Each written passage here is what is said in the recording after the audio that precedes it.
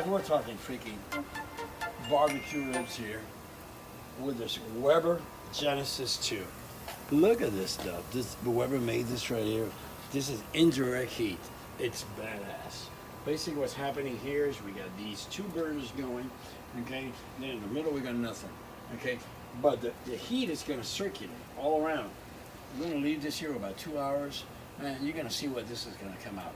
The rub on this is real simple. Again, you wanna stay basic. Salt and pepper.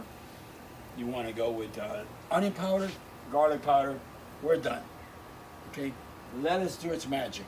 Go in there, close it up, go have a cocktail, enjoy the company with your wife, with your friends, and you'll be good to go.